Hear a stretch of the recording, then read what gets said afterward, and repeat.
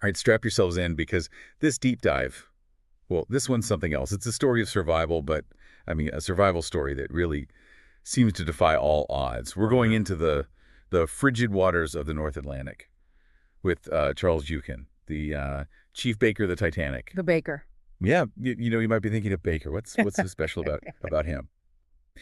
Well, let's just say that when over 1,500 souls perished on that tragic night, he spent nearly 2 hours in the freezing water, and you lived to tell the tale. It's a story that makes you wonder, right? How did he survive when so many others didn't? And maybe even more intriguing, how did he come out of that experience relatively unscathed? And that is precisely what we are going to try to figure out today. We've got eyewitness accounts, we've got inquiry transcripts, even some scientific reports on hypothermia, and the effects of alcohol on the body in extreme cold. So our mission today, to sift through all of this, all the facts, all the speculation, and try and understand what really happened to Charles Joughin on the night the Titanic sank. Yeah, and to really grasp the sheer scale of his survival, you really got to understand the man himself. I mean, Joughin wasn't just some pastry chef who happened to be on the wrong ship at the wrong time.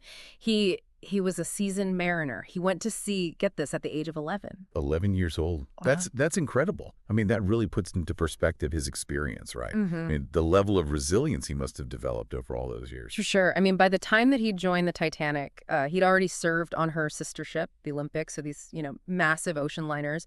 This was familiar territory. He was also, a family man, a husband and a father, which, that adds another layer to his story, doesn't it? I mean, it reminds us that he wasn't just, quote unquote, the Titanic baker, but a man with loved ones and a life beyond that one fateful night. Yeah, it humanizes them, makes his ordeal even more poignant.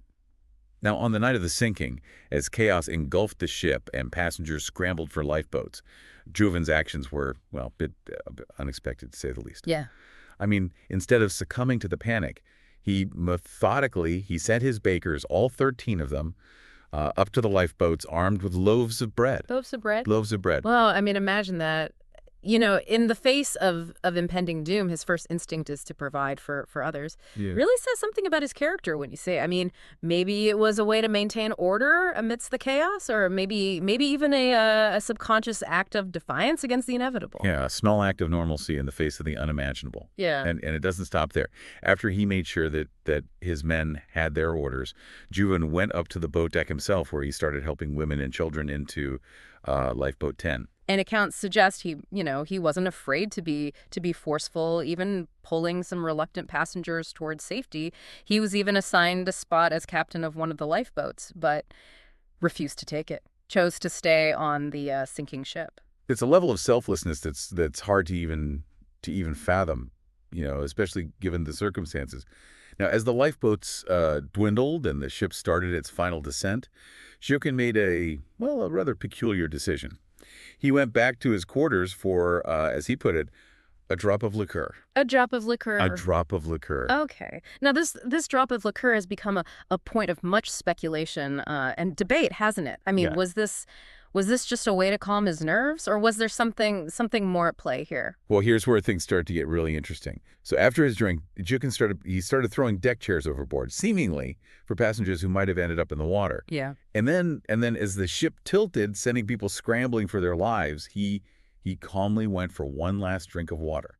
A drink of water. Drink of water.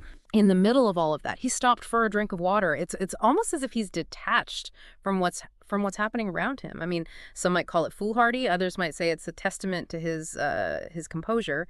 But no matter how you look at it, it really does set the stage for what happens next. So as the ship began to make its final plunge, Joughin, somehow he managed to ride it down like an elevator, never even getting his head fully submerged. The last man to leave the Titanic stepped off the stern as it slipped beneath the waves. I mean, can you imagine the sheer force of will and perhaps a dash of luck that it took to do that? It's a scene that you would see in a Hollywood film, but this was terrifyingly real. And this is where we find ourselves with Charles Joughin, Titanic's unsinkable baker, bobbing in the frigid waters of the North Atlantic, facing a whole new set of challenges. So how did he survive what so many others couldn't? Was it his seafaring experience, his unwavering calm, Mm. or maybe, just maybe, that drop of liqueur playing a more significant role than anyone realized? Yeah, you got to remember the North Atlantic in April. I mean, it's unforgivingly cold. The water temperature that night, it was estimated to be around -2 degrees Celsius. That's 28 degrees Fahrenheit. Survival time in water that cold. It's usually measured in minutes, not hours. It makes his 2 hours treading water even more unbelievable. How is that even possible? I mean, the human body just isn't designed to handle that kind of cold for so long.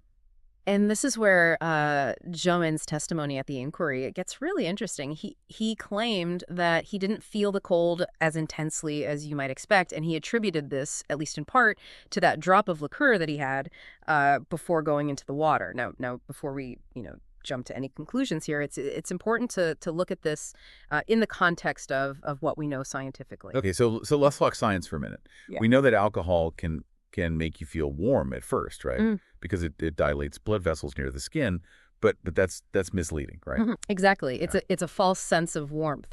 In reality, drinking alcohol when it's really cold out can actually speed up hypothermia because when your blood vessels dilate, you lose heat more quickly. That's one of the reasons why experts really advise against alcohol in survival situations. So could that drop of liqueur, could it have been a double-edged sword for Joseon? Gave him a temporary, like, mental boost, maybe helped him not panic as much, but then at the same time made him more susceptible to the freezing water. It's definitely possible. I mean, we can't, just ignore the way alcohol affects the body, especially in a situation like this. But there are other things that could have helped him survive. His years at sea, they definitely made him tougher, more resilient than the average passenger. And we can't forget the sheer will to live, that primal instinct. It can kick in when you're facing death. It really makes you think about the way the physical and the mental, how they work together, in survival situations. Was it his physical strength, his mental toughness, or some combination of the two that let him make it through those frigid waters for so long? And we can't forget about luck, just plain and simple luck. After 2 hours, as he's losing strength, he spots a lifeboat. Collapsible B. It was floating upside down. Now, these collapsible lifeboats, they were designed to be, deployed quickly in emergencies. They were made of canvas and cork, so they weren't as strong as the standard wooden lifeboats. So finding this overturned collapsible B, I mean, it was lucky, but it was also another challenge, right? Because I imagine it would have been next to impossible to turn it right side up in those rough seas. Exactly. And it was already full of survivors. They were clinging to the sides, but as luck would have it, one of Joughin's fellow bakers, Isaac Maynard, he recognized him and held out a hand, let him hold onto the side until another lifeboat 14 came by and rescued them. So not only did he survive this incredible amount of time in the water, but he was also recognized and helped by a colleague, right? In this really desperate moment. It's like fate itself wanted him to survive. It really is a remarkable story, and what's even more remarkable is that when Joff was finally pulled aboard the rescue ship, the Carpathia, he was in relatively good condition. I mean, just some swollen feet. It really does seem impossible. I mean, medically speaking. Okay, so we've talked about his miraculous survival in the water, but his story doesn't end there, does it? Yeah. What happened to Charles Joughin after he was rescued? Did this experience change him at all? Well, he went back to England. He testified at the British inquiry into the sinking, and eventually, in 1920, he immigrated to the United States with his family. Now that's interesting. You'd think that after something so traumatic, he might, you know, never want to see the ocean again. But he didn't, did he? Not at all. He kept working on ships, even served on troop transports during World War II. Yeah. Seems like the Titanic, it couldn't dampen his love for the sea. It's like he refused to let that one night define his life. It's really a testament to his resilience, his spirit. I mean, he could have given into fear, hidden away from the world, but he chose to embrace life, to keep sailing. It's truly inspiring. It definitely makes you question the idea that trauma always leaves a permanent mark. I mean, in Joughin's case, it seems like it actually made him stronger. He kept working on ships until he retired in 1944 and lived a full life until his death in 1956. He was 78 years old. So Charles Joughin, the Titanic's unsinkable baker, he lived a long life, and you could say an extraordinary one. But as we really get into his story, it's impossible to ignore the Yeah. controversy, right? Specifically, the debate about whether alcohol, whether it played a part in him surviving. Some people say it did, others say it was, just a minor detail. What's your take, given everything we've looked at? It's a complicated issue. There's no easy answers. We can't, definitively say that alcohol helped him survive. I mean, if anything, science tells us it probably made him more vulnerable to the cold. But we also can't, discount his own words. The fact that he said he didn't feel as cold as others did. Maybe it affected his state of mind, helped him stay calm, stay focused, in a situation where panic, it could have been deadly. It's a tough balance, isn't it, to acknowledge what he said Yeah. without encouraging people to drink in such a dangerous situation. And this is exactly why Chauvin's story continues to fascinate us, right? Right.